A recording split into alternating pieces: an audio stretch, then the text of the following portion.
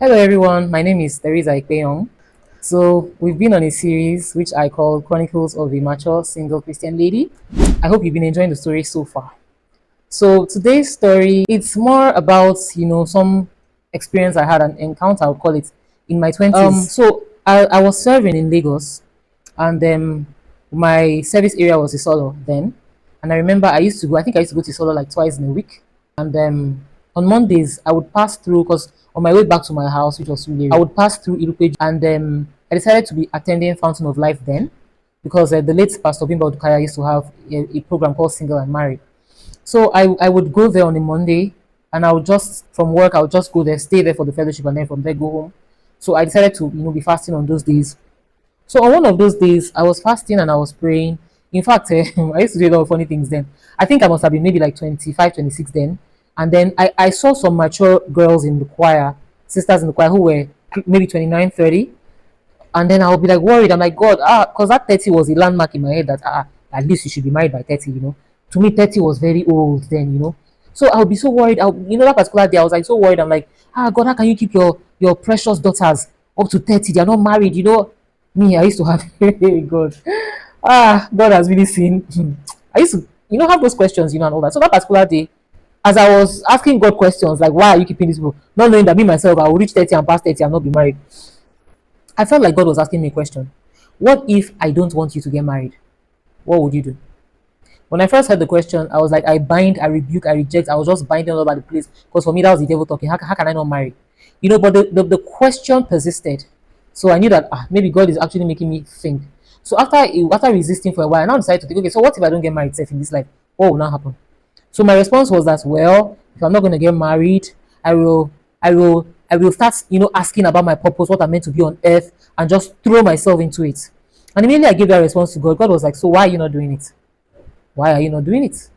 After all, your purpose doesn't change whether you get married or you not get married. Your purpose is with you. It was born with you. Before I formed you in the womb, I knew you and I ordained you as a prophet to the nations. So why should marriage change anything? And it really got me thinking that is what we do. As ladies, maybe you go to the university, when you graduate from university, do your NYC, next thing is marriage. We are not even interested in finding out what we came to planet Earth to do, which is not dependent on the man you marry. As a matter of fact, you're supposed to know what you're supposed to do so that you can know who to marry. So the problem is always we put the cart before the horse. We go and marry, then later on, because your purpose is not going to change because you married anybody, it will knock on your door and disturb you. That's why we have conflicts in marriages. Because the lady now realizes her giftings and the things that God wants her to do. And the guy is like, hello, where are you coming from with all this one? This is new to me. I never saw you doing it when I was dating you. And it becomes a point of conflict because she feels unfulfilled. She wants to do this thing. And the guy is not having it because he did not set out to marry this kind of person.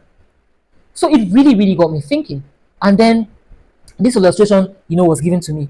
Like, let's say you're standing at a bus stop. Now, this is going to be difficult because if you don't live in Lagos, it may not make sense to you. But imagine if I am standing at Surulere by Stadium and I want to go to the island to Ikeja. I now enter a bus going to the island. What is going to happen? I'm going to get lost. It's the same thing. Guys are going to be guys. Whether or not he discovers his purpose now or later, he's not going to change anything. He's going to do it. You are the one that will be at the disadvantaged end. So the way I was asked that question that day, I am asking you today. If God forbid you're not supposed to marry in this life, what are you going to be doing?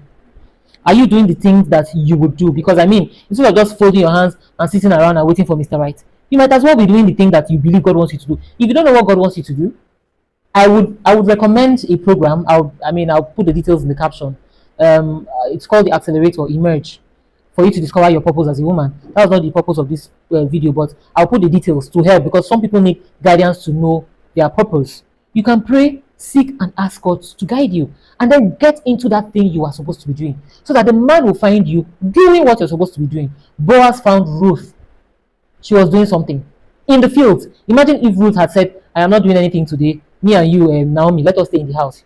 But she was found in the fields. Your guy or your man will find you in the fields doing what God wants you to do. And it makes it really easy because a guy who finds me doing something, for instance, if I'm an actress, the guy already knows that this girl is into acting. You cannot now come into my life and say you will stop acting. No, uncle, if you did not like acting, you will not even get with me. You cannot come and change it. But if I'm supposed to be an actress and I was not acting, and the guy came and saw me and thought I never knew that I had anything for acting, and then we now get married, and 5 years into the marriage, I now told him You see, I've always loved acting, and I want to start acting. And the guy in his mind never want. I mean, there was no plans to ever marry somebody who is into acting. So it's very, very important. I put the question that I was asked that day to you. God forbid that it was not in the cards for you to get married in this life. What would you be doing with your life? Let that be your food for thought. And whatever you come up with, please, my dear sister, get into it. I'm not talking about your 9 to 5. No, I'm not talking about your 9 to 5. I'm not saying your 9 to 5 is not important, but I know that you are built for more than that. So get into that thing. Start doing something today. Start doing something about it today. You're going to have a sense of fulfillment. You won't even, I mean, you won't even remember. Instead of just moping around, oh, I don't have a guy. You'll be so busy with it. You won't even notice. And in God's time, God will bring your man. God bless you, my sisters. See you in the next one.